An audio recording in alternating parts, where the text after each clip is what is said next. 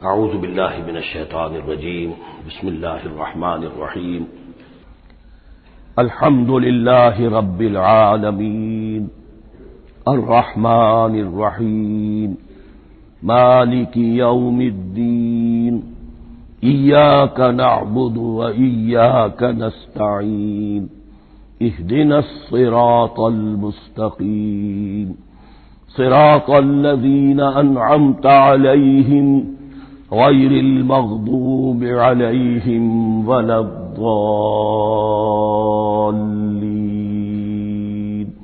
آمین۔ رب اشرح لی صدری ویسر لی امری واحلل عقدۃ من لسانی یفقہوا قولی۔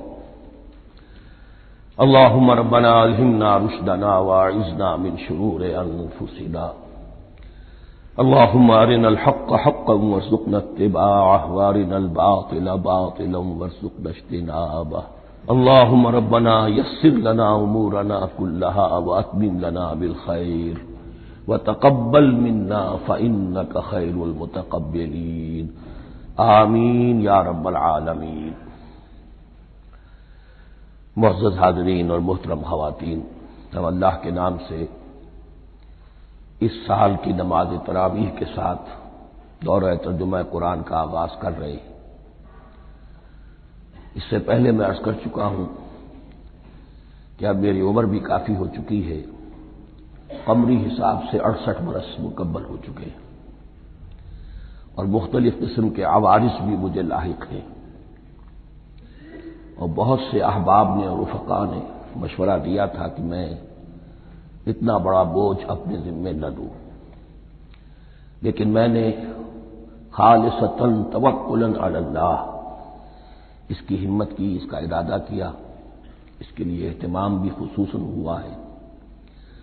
مجھے اندازہ ہے کہ اب میرے خیالات کی جو رو ہے وہ اب اتنی تیز نہیں ہے جتنی کبھی ہوا کرتی تھی، کراس ریفرنسز بھی جو ہیں قرآن حکیم کے وہ اتنے مستحضر نہیں ہیں جتنے کبھی ہوتے تھے، بلکہ واقعہ یہ ہے کہ میری زبان بھی بعض اوقات لڑکھڑاتی ہے، اس لیے کہ مجھے جو ادویات استعمال کرنی پڑتی ہیں ان کا اعصاب پر بھی اثر ہوتا ہے، اور جو ہمارے اعضائے رئیسہ ہیں ان پر بھی اثر ہوتا ہے۔ بہرحال ان سب کے الرغم اللہ کا نام لے کر آغاز کر رہے ہیں۔ میری انتہائی نگارش یہی ہے، تیرے نام سے ابتدا کر رہا ہوں۔ ابھی میں نے سورہ فاتحہ کی تلاوت کی اور آپ نے سماعت فرمائی۔ یہ سورہ مبارکہ مصحف کے اعتبار سے تو پہلی سورت ہے ہی، سب کو معلوم ہے، لیکن یہ بھی نوٹ کر لیجئے کہ یہ نزول کے اعتبار سے بھی سب سے پہلی مکمل سورت جو حضور پر نازل ہوئی وہ یہی ہے۔ اس سے قبل متفرق آیات نازل ہوئی، 5 آیتیں سورہ علق کے آغاز میں، کچھ آیتیں سورہ قلم یا سورہ نون کے آغاز میں، کچھ آیتیں سورہ مزمل کی ابتدا کی، کچھ آیتیں سورہ مدثر کے آغاز کی۔ 5ویں وحی تقریباً اس پر اجماع ہے کہ یہ سورۃ الفاتحہ کی ہے، اور یہ مکمل سورت ہے جو حضور پر نازل ہوئی۔ سورۃ الفاتحہ کے معنی ہوئے افتتاحی سورت، فتح یفتح کے معنی ہے کھولنا، مفتاح کنجی کو کہتے ہیں، چابی کو، تو یہ اوپننگ سورہ آف دی قرآن، قرآن حکیم کی افتتاحی سورت۔ ویسے جیسا کہ میں تعارف قرآن کے ضمن میں عرض کر چکا ہوں، عربوں کا یہ مزاج تھا کہ جس چیز سے انہیں خصوصی محبت ہوتی تھی اس کے بہت سے نام رکھتے تھے، اس کے بھی بہت سے نام ہیں۔ سورۃ الفاتحہ سب سے عام ہے، لیکن الکافیہ، الشافیہ، ام القرآن، اساس القرآن، کم سے کم یہ 4 نام تو میں سمجھتا ہوں کہ ہر مسلمان کو مزید معلوم ہونے چاہیے، اور بھی بہت سے نام۔ اس سورہ مبارکہ کی بالاتفاق و بالاجماع 7 آیتیں ہیں، اگرچہ ان کی ترتیب میں کچھ اختلاف ہے۔ ایک رائے یہ ہے، اور یہ رائے امام شافعی کی بھی ہے اور بصرہ کے جو قراء تھے ان کی بھی ہے، کہ آیت بسم اللہ بھی سورہ فاتحہ میں شامل ہے، اس کا جز ہے، وہ اس کو شامل کر کے پھر 7 آیتیں بناتے ہیں، تو آخری جنہیں ہم 2 آیتیں سمجھتے ہیں صراط الذین انعمت علیہم غیر المغضوب علیہم ولا الضالین، وہ ان کے نزدیک ایک آیت ہے۔ تو گویا کہ نتیجہ یہ نکلا کہ آیتوں کی تعداد 7 ہی رہتی ہے۔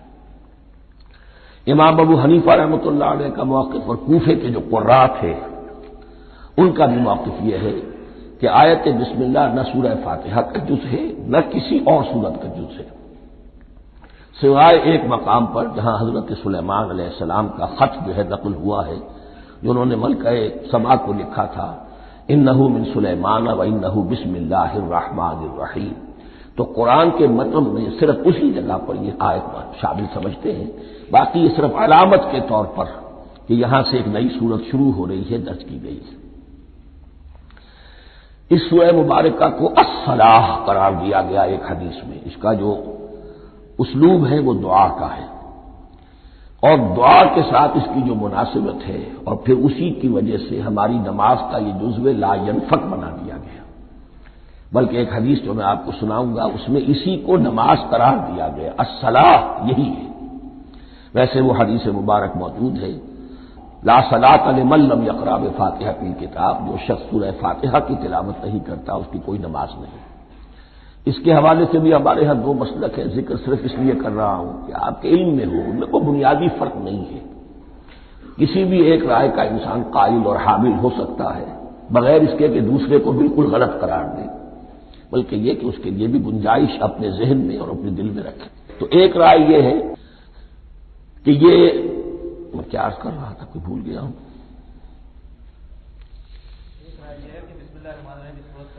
جی، اور دوسری آیت یہ ہے کہ اس کا حصہ نہیں ہے، اسی اعتبار سے یہ کہ یہ سورہ مبارکہ نماز میں پڑھی جانی ضروری ہے، لا صلاۃ لمن لم یقرأ بفاتحۃ الکتاب۔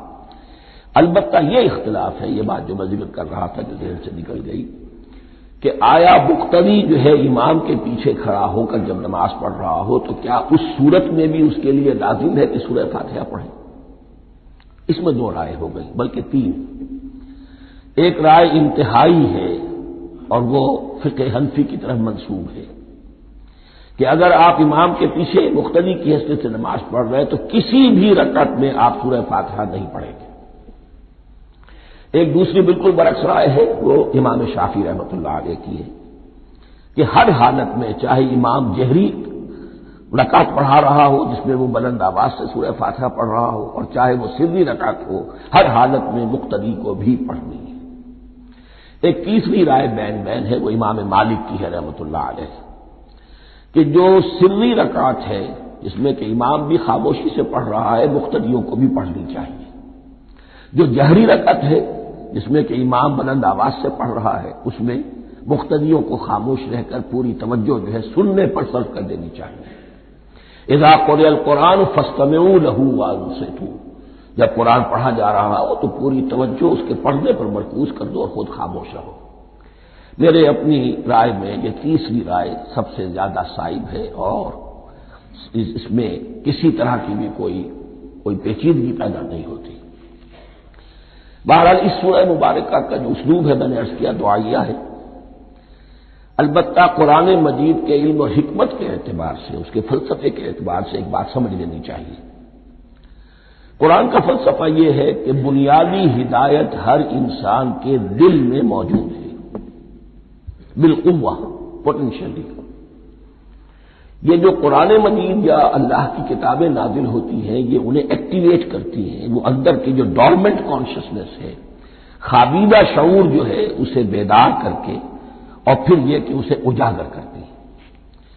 ہر سلیم الفطرت انسان اور سلیم العقل انسان، دو سلامتی شرط ہیں۔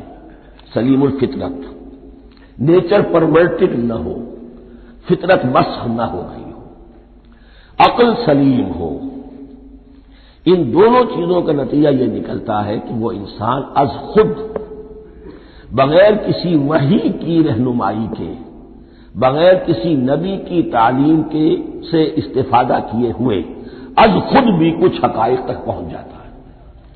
اور وہ حقائق کیا ہے؟ نمبر ایک یہ کہ اس کائنات کا ایک خالق ہے، وہ ایک ہے اور وہ تمام صفات کمال سے متصف ہے۔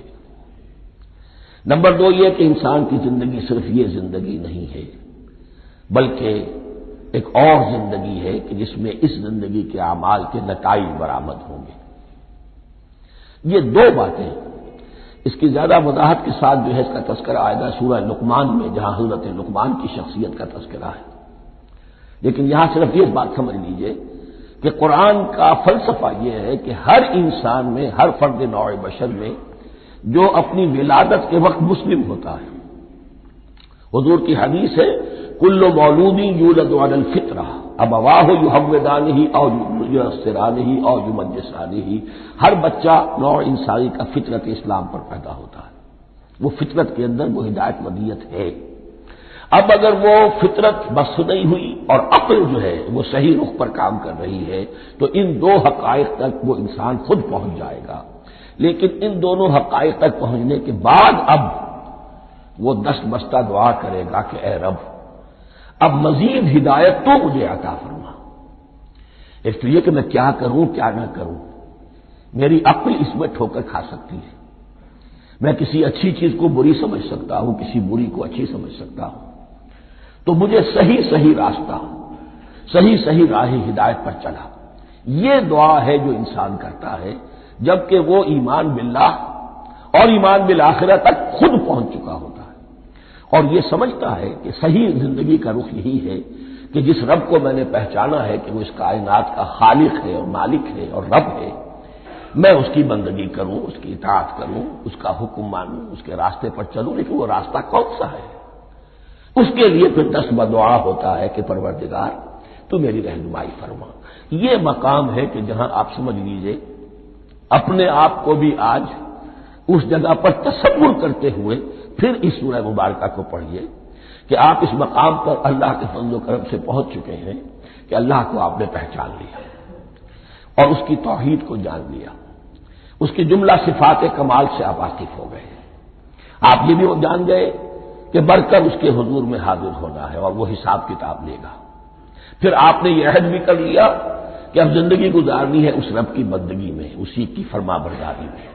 اب یہاں کھڑے ہو کر آپ پوچھتے ہیں کہ اللہ مجھے وہ تفصیلی ہدایت عطا فرما، ایسا نہ ہو کہ کبھی میں کسی راستے پر چلتا ہوا کسی پگڈنڈی پر مڑ جاؤں اور وہ تھوڑی سی جو ڈیویشن ہو میرے راستے کی وہ میری عاقبت کو برباد کر دے۔ یک لحظہ غافل گشتم و صد سال راہم دور شد، اس لیے کہ ہوتا یہی ہے صیدھے راستے سے ذرا سی کوئی پگڈنڈی جو ہے تھوڑے سے اینگل پر نکلی ہے، لیکن جب چلتے جائیں گے آپ تو جتنے آگے بڑھیں گے اس پر، اس راہ صراط مستقیم سے آپ اتنے ہی زیادہ دور ہوتے چلے جائیں گے۔ یہ ہے قرآن مجید کی حکمت اور فلسفے کے اعتبار سے اس سورہ مبارکہ کا مقام۔ اب آئیے ہم بسم اللہ کرتے ہیں۔ بسم اللہ الرحمن الرحیم، شروع کرتا ہوں میں اللہ کے نام سے جو رحمان اور رحیم ہے۔ اس پر کچھ گفتگو ہو چکی ہے تعارف قرآن کے ضمن میں کہ رحمان اور رحیم دو نام ہیں کہ جو رحمت کے مادے سے نکلتے ہیں۔ رحمان میں اللہ تعالی کی رحمت کا جوش، ہیجانی کیفیت، طوفانی کیفیت، اور رحیم میں اللہ تعالی کی رحمت کا دوام اور تسلسل۔ یہ دونوں کیفیات اللہ کی رحمت میں بیک وقت موجود ہیں جس کا ہم تصور نہیں کر سکتے۔ ہم سمندر کو دیکھتے ہیں، متلاطم سمندر ہے، اس میں ہیجان ہے، طوفان ہے۔ دریا کو دیکھتے ہیں کہ وہ سکون کے ساتھ چل رہا ہے، خاموشی سے چل رہا ہے، بہہ رہا ہے، بس تسلسل کے ساتھ بہہ رہا ہے۔ ہم ان دونوں کیفیات کو علیحدہ علیحدہ دیکھتے ہیں تو ہمارا ذہن ان دونوں کو بیک وقت اس کا تصور نہیں کر سکتا، تخیل ممکن نہیں۔ لیکن اللہ کی رحمت کی یہ دونوں شانیں مستقلاً ہر وقت موجود ہیں بیک وقت، اسی لیے ان دونوں کے درمیان کہیں حرف عطف نہیں آئے گا۔ بسم اللہ الرحمن الرحیم، الحمد للہ رب العالمین، کل حمد، اور حمد کو ذہن میں رکھ لیجئے، حمد مساوی ہے تعریف جمع شکر۔ عام طور پر ترجموں میں ایک لفظ لایا جاتا ہے، کل تعریف اللہ کے لیے، یہ کافی نہیں ہے۔ تعریف آپ کسی شے کی کر سکتے ہیں جس میں کوئی حسن ہے، خوبی ہے، کسی بھی اعتبار سے، خواہ آپ کو اس کے حسن و خوبی سے کوئی فائدہ حاصل نہیں ہو رہا۔ ایک پھول ہے، بہت خوبصورت ہے، بس ٹھیک ہے، خوبصورت ہے، آپ نے کہا تعریف کر دی۔ شکر کرتے ہیں آپ اس شے کا جس سے آپ کو کوئی فائدہ پہنچا ہو، استفادہ ہوا ہو، آپ کی کوئی ضرورت پوری ہوئی ہو، آپ کی کوئی مشکل رفع ہوئی ہو۔ اور آپ دیکھیں گے کہ حمد میں یہ شکر کا پہلو غالب ہے۔ جتنی بھی دعائیں ہیں حضور سے منقول، شکر کے مقام پر وہاں حمد آتا ہے۔ بھوک لگی ہوئی تھی، کھانا کھایا، الحمدللہ الذی اطعمنی وسقانی۔ اب یہاں دیکھیے ترجمہ تعریف نہیں، شکر ہے اس اللہ کا جس نے مجھے کھلایا اور پلایا۔ آپ بیت الخلاء سے باہر آئے، نجاستیں آپ سے دور ہو گئی، طبیعت میں انشراح ہوا، الحمدللہ الذی اذھب عنی الاذی وعافانی۔ وہ شکر ہے اس اللہ کا جس نے اذیت بخشی نے مجھ سے دور کر دی اور مجھے عافیت بخشی۔ تو یہ الحمدللہ رب العالمین اللہ تعالیٰ کا حسن و کمال اور حسن و جمال اپنی جگہ بھی اس انتہا کا ہے کہ جتنی تعریف اس کا حق ہے ہم کر ہی نہیں سکتے، لیکن اس کے احسانات اور انعامات ہم پر اتنے ہیں کہ ہم ان کو بھی گن نہیں سکتے۔ لہذا ایک ہی احساء ہم نے کر دیا الف لام کے ساتھ، الحمدللہ رب العالمین۔ تمام تعریفیں اور کل شکر اللہ کے لیے ہیں کہ جو تمام جہانوں کا پروردگار ہے، رب ہے، مالک ہے۔ رب میں ایک مفہوم ہوتا ہے ربوبیت کا، اور اس میں مفہوم شامل ہوتا ہے تربیت کا، ربیانی صغیرہ۔ تو مالک ہونا اور تربیت دینا، آپ جس شے کے مالک ہوں گے آپ چاہیں گے اس میں بڑھوتری ہو، اس میں اضافہ ہو، وہ نشو و نما پائے۔ تو یہ دونوں چیزیں آپس میں ایک دوسرے کا جڑی ہوئی ہیں، پروردگار بھی اور مالک بھی۔ عام طور پر عربی میں رب کا لفظ مالک کے لیے آتا ہے، رب البیت، رب الدار، رب المال۔ تو مالک وہاں پر ظاہر بات ہے کہ اس سے مراد کیا ہے، مال والا، گھر والا، گھر کا مالک۔ تو کل شکر اور کل تعریف اس اللہ کے لیے ہے جو تمام جہانوں کا مالک بھی ہے اور پروردگار بھی ہے۔ الرحمن الرحیم، رحمان ہے اور رحیم ہے۔ اب دوبارہ اس کی میں وضاحت نہیں کروں گا۔ مالک یوم الدین، یوم دین کا مختار مطلق ہے۔ دین عربی زبان میں کہتے ہیں بدلے کو، دناہم کما دانو، کما تدینو تو دانو، یہ کہاوت ہے۔ جیسے اردو میں ہم کہتے ہیں جیسا کرو گے ویسا بھرو گے، کما تدینو تو دانو، تو یہ ہے بدلہ۔ اس کا بنیادی مفہوم جو ہے وہ بدلہ ہے۔ تو بدلے کا ایک دن ہے جس دن فیصلہ ہوگا کہ کون کیا کما کر لایا ہے، اسے کیا بدلہ ملنا چاہیے۔ آیا اس کا برائیوں کا پلڑا بھاری ہے کہ اسے سزا ملنی چاہیے، یا اس کی حسنات اور نیکیوں کا پلڑا بھاری ہے کہ اسے جزا ملنی چاہیے، اس کا انعام اور اکرام کے ساتھ معاملہ کیا جانا چاہیے۔ وہ ایک دن ہے، اسے ہم یوم القیامہ کہتے ہیں۔ اور لیکن اصل بات جو یہاں کہی گئی، یعنی ایک جملے میں تین باتوں کا اعتراف ہو رہا ہے۔ بعث بعد الموت، ایک دن آئے گا کہ ہم مرنے کے بعد تمام انسان اٹھا لیے جائیں گے، پھر حساب و کتاب، پھر اللہ کے ہاں حاضری ہوگی اور حساب کتاب ہوگا۔ اور تیسرے یہ کہ اس حساب کتاب کے دن کا مختار مطلق اللہ ہے، یعنی کسی اور کو اپنے ذہن میں سہارا بنا کر آپ زندگی گزاریں کہ وہ مجھے چھڑا لے گا، یا وہ ہستی جو ہے اتنی زوردار ہے کہ وہ مجھے بچا لے گی، اس سے اپنے دل کو، اپنے ذہن کو بالکل پاک کر لیجیے۔ مالک یوم الدین، ایک دوسری جگہ پر قرآن میں آیا ہے، اس روز کوئی پکارنے والا پکارے گا، لمن الملک اليوم للہ الواحد القہار، آج کے دن کس کا اختیار مطلق ہے؟ اور پھر کہا جائے گا اللہ کے لیے، الواحد قہار، جو پوری طرح چھایا ہوا ہے، بس تولی ہے۔ تو مالک یوم الدین، جو جزا و سزا کے دن کا مالک ہے۔ اب یہاں سے کلام ایک رخ بدل رہا ہے۔ ابھی تک تو یہ غائبانہ انداز میں کلام ہو رہا ہے، اللہ سے خطاب نہیں آیا اس میں ابھی۔ الحمدللہ رب العالمین الرحمن الرحیم مالک یوم الدین۔ اب خطاب ہے، ایاک نعبد و ایاک نستعین، ہم صرف تیری ہی بندگی کرتے ہیں اور کریں گے، اور ہم صرف تجھ ہی سے مدد مانگتے ہیں اور مانگیں گے۔ یہ ترجمہ میں کیوں کر رہا ہوں کہ یہ فعل مضارع ہے۔ عربی زبان میں فعل مضارع حال اور مستقبل دونوں کو کور کرتا ہے۔ ایاک کا جو ہے مفعول فاعلی جو ہے، مفعول جو ہے اس میں ضمیر مفعولی، اسے پہلے لا کر حشر کا مضمون پیدا ہو گیا۔ ہم تیری بندگی کرتے ہیں نہیں، ہم تیری ہی بندگی کرتے ہیں اور کریں گے۔ حال میں ترجمہ کیجئے تو یہ اظہار حال ہے، اور مستقبل میں ترجمہ کیجئے تو یہ عہد ہے، قول و قرار ہے، بہت بڑا معاہدہ ہے۔ وَإِيَّاكَ نَسْتَعِينُ، اور صرف تجھی سے مدد مانگتے ہیں اور مانگیں گے۔ اس میں بھی حال کا ترجمہ اظہار حال، اللہ کرے کہ واقعی ہمارا حال وہی ہو، جب ہم یہ الفاظ کہتے ہیں تو واقعتاً ہم اس پر پورے اتر رہے ہوں کہ اسی کی بندگی کر رہے ہوں اور اسی سے ساری استعانت اور استمداد کر رہے ہیں۔ جہاں تک مستقبل کا تعلق ہے وہ پھر ایک عہد ہے، اہدنا الصراط المستقیم، یہ مقام وہ آ گیا کہ یہاں تک تو اے پروردگار ہم پہنچ گئے، تیرے فضل سے، تیرے کرم سے، فطرت سلیمہ بھی تیری عطا کردہ تھی، عقل سلیم بھی تیری ودیعت کردہ تھی، ان دونوں کی روشنی سے ہم یہاں تک تو پہنچ گئے۔ اب ہماری جو ضرورت ہے، احتیاج ہے، وہ کیا ہے؟ اہدنا الصراط المستقیم، ہدایت بخش ہمیں سیدھے راستے کی۔ یہاں دو باتیں سمجھ لیجئے، انفرادی سطح پر انسان کے لیے نہ معلوم کتنے مرحلے آتے ہیں ہر روز کہ جس میں وہ ایک چھٹک کر کھڑا ہو جاتا ہے، یہ کروں یا یہ کروں، دو آلٹرنیٹو سامنے آ رہے ہیں، فیصلہ کرنا مشکل ہو رہا ہے، قدم قدم پر ہدایت کی ضرورت ہے۔ اور اجتماعی طور پر نوع انسانی تین بڑے بڑے تمدنی مسائل میں واقعہ یہ ہے کہ تسلیم کر لیا جانا چاہیے کہ عقل انسانی اس کو راستہ نہیں دکھا سکتی۔ عام معاشرتی سطح پر مرد اور عورت کے درمیان حقوق اور اختیارات کا کیا توازن ہو، ناممکن ہے، انسان طے نہیں کر سکتا۔ انسان یا مرد ہے یا عورت ہے، عورت سوچے گی اپنے لحاظ، اپنے جذبات کا، اپنے خیالات کا لحاظ رکھے گی، مرد کے جذبات و احساسات کا اس کا کوئی تصور ہی ممکن نہیں۔ مرد سوچے گا اسے اپنے احساسات معلوم ہے، لیکن یہ کہ عورت کے احساسات سے وہ نابلد ہے، ان کو محسوس کر ہی نہیں سکتا، لا محالہ وہ اپنے بارے میں وہ جو بھی نظام بنائے گا اس میں وہ اپنی بالادستی رکھے گا۔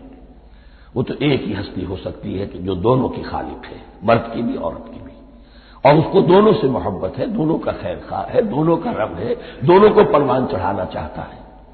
اسی طرح فرد اور معاشرہ یا ریاست، حکومت اور ریاست ہمیشہ یہ چاہتی ہے کہ سارے اختیارات ہمارے ہاتھ میں آ جائیں، ٹوٹلیٹیرین سوسائٹی ہو، بس ہم حکم دیں اور لوگ اس پر چلیں۔ افراد یہ چاہتے نہیں، ہمیں آزادی ہونی چاہیے۔ اب آپ دیکھیے کہ دنیا میں کتنے جھگڑے چلتے ہیں اسی پر، فریڈم فریڈم فریڈم۔ وہ فریڈم واقعتاً اپنی جگہ پر ایک شے ہے، افراد کی آزادی ہونی چاہیے، لیکن افراد کی آزادی اتنی نہ ہو جائے کہ وہ مادر پدر آزاد ہو جائے، کوئی قانون، کوئی قاعدہ، کوئی اخلاقی، کوئی حدود اور قیود جو ہے ان کا پابند نہ رہے۔ تو اب کہاں ہے وہ نقطۂ اعتدال کہ جس میں انسان کی انفرادی آزادی، انفرادی اختیار اور ادھر اجتماعی مصلحتیں جو ہیں ان کو بیلنس کیا جا سکے؟ انسان طے نہیں کر سکتا، صرف اللہ ہی اس کے لیے نظام دے سکتا ہے۔ تیسرا مسئلہ ہے سرمایہ اور محنت، اس میں کیا توازن ہو؟ سرمایہ اور محنت دونوں مل کر کچھ بنا رہے ہیں، کچھ پروڈیوس کر رہے ہیں۔ اب اس میں نفع جو ہوا ہے اس میں سرمایہ کا کتنا حصہ ہونا چاہیے اور لیبر کا کتنا ہونا چاہیے، کون طے کر سکتا ہے؟ اس کے لیے بھی کہ ایسا نہ ہو کہ سرمایہ داری جو ہے آکاش بیل بن کر پورے معاشرے پر چھا جائے اور غریب بیچارہ، مزدور بیچارہ، کاشتکار بیچارہ وہ گویا کہ چکی کے دو پارٹوں میں پس کر رہ جائے، اس کی کوئی حیثیت نہ رہ جائے۔ لیکن یہ کہ دوسری طرف اگر یہ کہ مزدور کا جو حق ہے اس سے زیادہ اس کو دے دیا جائے تو سرمایہ جو ہے وہ سکڑ جائے گا، شائی ہو جائے گا، وہ پھر میدان میں نہیں آئے گا۔ کیا کیا جائے؟ کون سا نقطہ عدل و اعتدال ہے؟ یہ تین مسائل ایسے ہیں، اہدنا الصراط المستقیم۔ تو یوں سمجھیے کہ ایک جو بنیادی ہدایت تھی، ایک اللہ کو پہچان لینا، یہ جان لینا کہ کل حسن و جمال اور تمام انعام و اکرام کا منبع اس کی ذات ہے، وہ رحمان ہے اور رحیم ہے، اور یہ جان لینا کہ مرنے کے بعد جی اٹھنا ہے، حساب کتاب ہے، فیصلہ ہوگا جزا و سزا کا، اور مختار مطلق اس دن کا اللہ ہے۔ پھر یہ عہد کر لینا ایاک نعبد و ایاک نستعین۔ اس کے بعد دعا، پروردگار ہمیں ہدایت پر قائم رکھ، ہماری ہدایت میں اضافہ فرما۔ اس ہدایت کے لفظ کو سمجھ لیجئے، بنیادی ہدایت، تفصیلی ہدایت، قدم قدم پر ہدایت، ہدایت پر ہدایت۔ والذین اہتدوا زادہم ہدی، جو لوگ ہدایت کے راستے پر آتے ہیں اللہ ان کی ہدایت میں اضافہ کرتا ہے۔ تو یہ قدم قدم پر ہمیں ہدایت کی ضرورت ہے اور مرحلہ وار ضرورت ہے۔ ہدایت اس کو بھی کہتے ہیں کہ کسی نے آپ سے کوئی پتہ پوچھا، آپ نے کہا ادھر جانا، پھر دوسری گلی میں مڑنا، پھر جانا دو تین لائٹیں چلے جانا، پھر مڑنا وغیرہ وغیرہ، یہ بھی ہدایت ہے، نظری طور پر آپ نے بتایا ہے۔ ایک ہدایت یہ ہوئی کہ بھائی میں چلتا ہوں آپ کے ساتھ، میں آپ کو وہاں تک پہنچا دوں گا تاکہ آپ کو دقت نہ ہو، آپ نے منزل تک پہنچا دیا۔ ان دونوں کے درمیان، یہ تو میں نے ایک فرد کی مثال دی ہے، اللہ اور بندے کے درمیان نہ معلوم کتنے مراحل ہیں ہدایت کے۔ تو کسی وقت بھی انسان اپنے آپ کو ہدایت خداوندی سے مستغنا نہیں سمجھ سکتا، اور نہیں تو پروردگار جو ہدایت دی ہے اس کو ہدایت پر قائم رکھ۔ کیا پتہ شیطان کا کوئی حملہ، کیا پتہ ہمارے نفس کی کوئی شرارت کسی ایسے رخ پر ہمیں ڈال دے کہ اب تک کی ساری کمائی بھی ضائع ہو جائے۔ لہذا یہ نہ سمجھیے کہ جب یہ ساری چیزیں ان کو معلوم تھی، وہ ان چیزوں کا تو اقرار کر رہے تو اب ہدایت کون سی مانگ رہے ہیں؟ تو ہدایت کا تو بڑا میدان کھلا ہوا ہے، اور اس ہدایت کی وہ جو میں نے آخری شکل آپ کو بتائی ہے کہ منزل مقصود تک پہنچا دے، یہ ہدایت بھی قرآن مجید میں اس معنی میں بھی لفظ آیا ہے کہ اہل جنت جب جنت میں داخل ہوں گے تو جو ترانہ حمد ان کی زبان پر اس وقت ہوگا وہ کیا ہے؟ الحمدللہ الذی ہدانا لہذا وما کنا لنہتدی لولا ان ہدانا اللہ۔ کل شکر اس اللہ کا جس نے ہمیں یہاں تک پہنچا دیا، ہدایت دی جہاں تک پہنچا دیا، اور ہم ہرگز نہ پہنچ پاتے، ہم ہرگز ہدایت یافتہ نہ ہو سکتے اگر اللہ ہی ہمیں ہدایت نہ دیتا۔ اہدنا الصراط المستقیم، سیدھا راستہ، صراط الذین انعمت علیہم، اب اس کی مزید وضاحت ہے، راستہ اس کا ان لوگوں کا جن پر تیرا انعام ہوا۔ یہ کون لوگ ہیں؟ اس کی وضاحت آپ کو ملے گی سورہ نساء میں، من یطع اللہ والرسول فاولئک مع الذین انعم اللہ علیہم من النبیین والصدیقین والشہداء والصالحین۔ چار طبقات ہیں منعم علیہم جن پر اللہ کا انعام ہوا ہے۔ چوٹی پر انبیاء کرام، اس کے بعد صدیقین کرام، اس کے بعد شہداء عظام، اس کے بعد عام صالح مسلمان، صالح ہو۔ یہ بیس لائن ہے، اس سے اوپر کا درجہ شہداء کا ہے، اس سے اوپر کا درجہ صدیقین کا ہے، اور پھر اس سے اوپر کا درجہ انبیاء کا ہے۔ انبیاء میں سے پھر وہ بھی ہوتے ہیں کہ جو اولو العزم میں من الرسل ہیں، لیکن یہ چار طبقات ہیں، ان کے راستے پر ہمیں چلا۔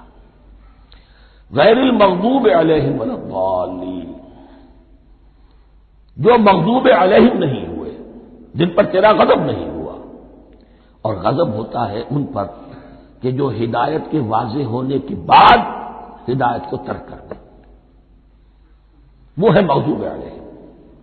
جنہیں ہدایت مل گئی ہو، ہدایت کو پہچان لیا ہو، پھر اپنی شرارت نفس کی وجہ سے، اپنی نفسانیت کی وجہ سے، اپنے تکبر کی وجہ سے، اپنے حسد کی وجہ سے وہ اس حق کو رد کر دے، اس کو ترک کر دے، ان پر اللہ کا غضب آتا ہے۔ اور اس میں اس کی بہت بڑی مثال تاریخ کے اعتبار سے یہودی ہے۔ اللہ نے انہیں ہدایت دی، کتابیں عطا کی، تورات، انجیل، زبور، سینکڑوں نبی ان میں مبعوث کیے، 1400 برس تک نبوت کا تار ٹوٹا ہی نہیں، مسلسل۔ ابتدا میں بھی 2 نبی، موسیٰ اور ہارون، اور اختتام پر بھی 2 نبی، عیسیٰ اور یحییٰ علیہ الصلاۃ والسلام، اور ان کے مابین کوئی لمحہ نہیں آیا ہے تاریخ بنی اسرائیل میں جبکہ کوئی نہ کوئی نبی موجود نہ ہو۔ لیکن انہوں نے اپنی شرارت نفس کی وجہ سے ہدایت تورات سے بھی منہ موڑا، اور پھر سب سے بڑی بات یہ کہ ہدایت محمدی سے، ہدایت قرآنی سے بھی صلی اللہ علیہ وسلم منہ موڑا، وہ ہے مغضوب علیہم ولا الضالین، اور نہ ہی گمراہ ہوئے۔ یہ لفظ جو آتا ہے عربی زبان میں گمراہ کا بھی ہے اور تلاش حق میں بھٹکنے والے کا بھی ہے۔ ایک وہ شخص ہے جس پر حق ابھی واضح نہیں ہوا، وہ تلاش میں ہے، اس کے لیے بھی ضال کا لفظ آئے گا۔ اسی طرح کوئی شخص کسی کے عشق اور محبت میں ایسا ہو جائے، دیوانہ ہو جائے، اس کو بھی ضال کہتے ہیں، یعنی اس کے اوپر جذبات کا اتنا غلبہ ہو گیا ہے کسی کی محبت اور عشق کی بنا پر۔ تو حضور کے لیے یہ لفظ آیا ہے وَوَجَدَكَ ضَالًّا فَهَدَىٰ، اور یہ تو سورۃ الضحیٰ ہے، اکثر بیشتر لوگوں کو یاد ہوگی۔ تو یہ جو دوال کا لفظ ہے اس میں سمجھ لیجئے ضروری نہیں ہے کہ وہ گمراہ ہو، بلکہ وہ بھی کہ جو ابھی راہ ہدایت کی طلب میں اس کے حصول کے لیے اس کی تلاش میں کوشاں ہیں، اور وہ بھی کہ جو کسی مغالطے کی وجہ سے حق سے منحرف ہو جائے۔ یہ بھی جان لیجئے کہ ایک ہے بدنیتی، تکبر، حسد، حق کو جان کر پہچان کر رد کر دینا یا چھوڑ دینا یا ترک کر دینا، ایک ہے کسی غلطی میں کسی جذبات کے اندر آ کر کسی غلم کے اندر مبتلا ہو کر اور حق سے منحرف ہو جانا۔ اس کی جو سب سے بڑی مثال ہے وہ نصارہ ہے، عیسائی ہے۔ حضرت مسیح کو انہوں نے مانا لیکن غلم کیا، یہ لفظ آئے گا آگے، لا تغلو فی دینکم، اپنے دین میں غلم نہ کرو۔ جیسے ہمارے ہاں بھی بعض لوگ ہیں جو حضور صلی اللہ علیہ وسلم کی تعریف میں، حضور صلی اللہ علیہ وسلم کے ساتھ اپنی محبت کے اظہار میں غلو کر جاتے ہیں۔ یہ انتہا درجے کو ہو گیا تھا حضرت مسیح علیہ السلام کے ماننے والوں میں، اور اس کی بنا پر انہوں نے تثلیث کا عقیدہ ایجاد کر لیا اور حضرت مسیح علیہ السلام کو اللہ کا بیٹا بنا دیا۔ تو اس کی سب سے بڑی مثال ضالین کی اس اعتبار سے کہ ہدایت پانے کے بعد کسی بدنیتی سے نہیں بلکہ کسی اچھے جذبے میں غلو کی وجہ سے، رسول سے محبت کرنا تو اچھا جذبہ ہے لیکن یہ محبت بھی ایک حد میں رہنی چاہیے، غلو کرے گی تو ظاہر بات ہے کہ اس کے بعد وہ گمراہی کی طرف لے جائے گی۔ یہ ہے اس سورہ مبارکہ کا ترجمہ، اور اس کے بعد آخر میں آمین کہنا یہ مسنون بھی ہے، کہنا چاہیے۔ البتہ اختلاف یہاں بھی صرف اتنا ہے کہ نماز میں جب آپ امام کے ساتھ ہیں، وہ اگر جہری قرات کر رہا ہے تو آیا اس کے بعد آپ کو بھی بالجہر کہنا ہے آمین یا نہیں کہنا، یہ اختلاف ہے، ان میں کوئی فرق واقع نہیں ہوتا۔ یہ چیز متفق علیہ کہ کہنا ہے آمین، بلکہ یہ آمین تو یہودیوں میں ہے، یہ آمین جو ہے یہ عیسائیوں میں بھی ہے، ان کی بھی جو پریئر لارڈس پریئر ہے اس کے بعد آمین، وہ آمین کہتے ہیں، وہ فرق وہ لفظ ایک ہی ہے۔ اس لیے کہ عبرانی زبان اور عربی زبان، یا تو ہم یہ کہہ سکتے ہیں کہ دونوں بہنیں ہیں، کوئی ایک مشترک زبان تھی ان کی ماں جس کی یہ دو بیٹیاں ہیں، اور یا یہ کہنا پڑے گا کہ عربی زبان کی ماں جو ہے وہ عبرانی زبان ہے۔ بہرحال بڑا قریبی رشتہ عربی کا اور عبرانی کا ہے، اس اعتبار سے وہ آمین۔ اب آپ کو معلوم ہے ہم السلام علیکم وہ کہتے ہیں، وہ سلام کہتے ہیں، فرق کیا ہے؟ وہ تو تلفظ کا فرق ہے۔ اسی طریقے سے اور بہت سے الفاظ ہیں، میں بعد میں بتا۔ اب میں اس سورہ مبارکہ کے بارے میں خاص حدیث آپ کو سنانا چاہتا ہوں، اور اسی سے در حقیقت جو امام ابو حنیفہ کا موقف ہے رحمۃ اللہ علیہ، اس کی حقانیت مزید مبرہن ہو جائے گی۔ یعنی کیا کہ آیت بسم اللہ سورہ فاتحہ کا جز نہیں ہے، سورہ فاتحہ الحمدللہ رب العالمین سے شروع ہوتی ہے۔ وہ میں آپ کو بتانا بھول گیا کہ جن کے نزدیک یہ سورت کا جز ہے وہ پھر جہری قرات میں بسم اللہ الرحمن بھی بلند آواز سے کہیں گے، اور جن کے نزدیک یہ سورہ فاتحہ کا جز نہیں ہے وہ نہیں کہیں گے، وہ الحمدللہ رب العالمین سے قرات کریں گے۔ تو کوئی فرق نہیں ہے بنیادی۔ یہ حدیث جو ہے یہ مسلم شریف میں ہے اور حدیث قدسی ہے، اس کے راوی حضرت ابو ہریرہ ہے رضی اللہ تعالی عنہ، اور اس حدیث میں اس سورت کے مضامین کا نہایت عمدہ تجزیہ کر دیا ہے۔ حدیث کے الفاظ سن لیجئے، قسمت الصلاۃ بینی و بین عبدی نصفین، اللہ تعالیٰ فرما رہے ہیں، حدیث قدسی ہے، میں نے نماز کو، صلاۃ کو اپنے اور اپنے بندے کے درمیان آدھا آدھا تقسیم کر لیا، فنصفھا لی ونصفھا لعبدی، اس کا نصف جو ہے وہ میرے لیے ہے اور نصف جو ہے وہ میرے بندے کے لیے ہے، ولعبدی ما سأل، اور جو میرے بندے نے مانگا میں اسے دوں گا، میرا وعدہ ہے یا میں نے اسے دیا۔ اس کے بعد اس کی تفصیل آتی ہے، اذا قال العبد، جب بندہ کہتا ہے الحمدللہ رب العالمین، قال اللہ حمدنی عبدی، جب بندہ کہتا ہے الحمدللہ رب العالمین، اللہ فرماتا ہے میرے بندے نے میری حمد کی۔ وَإِذَا قَالَ الرَّحْمَٰنُ الرَّحِيمُ قَالَ اللَّهُ اثْنَىٰ عَلَيَّ عَبْدِي، جب بندہ کہتا ہے الرحمن الرحیم، اللہ فرماتا ہے میرے بندے نے میری ثنا کی۔ وَإِذَا قَالَ مَالِكِ يَوْمِ الدِّينِ قَالَ اللَّهُ تَعَالَىٰ مَجَّدَنِي عَبْدِي، میرے بندے نے میری تمجید بیان کی، میری بزرگی بیان کی۔ اب یہ تین آیتیں ہو گئیں، تینوں میں اللہ کی حمد ہے، ثنا ہے، تمجید ہے، یہ تین آیتیں خالص اللہ کے لیے ہو گئی۔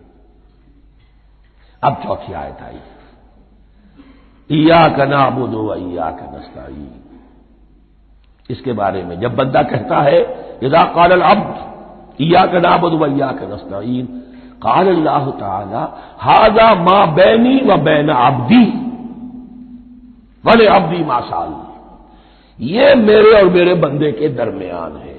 یہ تو یوں سمجھیے کہ یہ گرا لگ گئی ہے میرے اور میرے بندے کے مابین۔ اس نے مجھ سے قول و قرار کیا ہے، اس نے میری بندگی کا اعتراف کیا ہے، اس نے تسلیم کیا ہے کہ میری ہی بندگی کرتا ہے اور کرے گا، اور مجھ سے مدد چاہیے۔ ھذا ما بینی و بین عبدی، یہ معاہدہ ہے، معاہدہ دو فریقوں کے مابین ہوتا، یہ میرے اور میرے بندے کے مابین ہے۔ والے عبدی ما سأل، اور میں نے اپنے بندے کو دیا جو اس نے مانگا، وہ میری مدد چاہتا ہے، میری مدد اس کے شامل حال رہے گی۔ وَإِذَا قَالَ، اور جب بندہ کہتا ہے اهْدِنَا الصِّرَاطَ الْمُسْتَقِيمَ صِرَاطَ الَّذِينَ أَنْعَمْتَ عَلَيْهِمْ غَيْرِ الْمَغْضُوبِ عَلَيْهِمْ وَلَا الضَّالِّينَ قال اللہ تعالی ھذا لعبدی ولعبدی ما سأل، یہ تین آیتیں یہ میرے بندے کے لیے، اهْدِنَا الصِّرَاطَ الْمُسْتَقِيمَ، اسی صراط مستقیم کی وضاحت ہے مثبت، صراط الذین انعمت علیہم، اسی صراط المستقیم کی وضاحت ہے منفی انداز میں، غیر المغضوب علیہم ولا الضالین، یہ سب میرے بندے کے لیے ہے اور میں نے اپنے بندے کو دیا جو اس نے مانگا۔ اس کو میں نے ایک مرتبہ یہ ترازو کی شکل میں اس کو لکھوایا تھا۔ دیکھیے یہ ایاک نعبد و ایاک نستعین، یہ ہے وہ ترازی کی وہ ڈنڈ، واو جو ہے ایاک نعبد و ایاک نستعین، واو جو ہے گویا کہ وہ مٹھ ہے جس سے کہ ترازو کو پکڑا جاتا ہے۔ ادھر ایک پلڑا ہے جس کی تین آیتیں ہیں، الحمدللہ رب العالمین الرحمن الرحیم مالک یوم الدین۔ اس کا نتیجہ کیا نکلا؟ ایاک نعبد۔ آپ نے شاید یہ سنا بھی ہو، ایک بہت ہی عمدہ قرات کا جو ریکارڈ ہے قاری عبدالباسط عبدالصمد کا، وہ یہیں سے چل کر سورہ فاتحہ کی قرات کر کے ایاک نعبد پر آ کر رکتا ہے، الحمدللہ رب العالمین الرحمن الرحیم مالک یوم الدین ایاک نعبد۔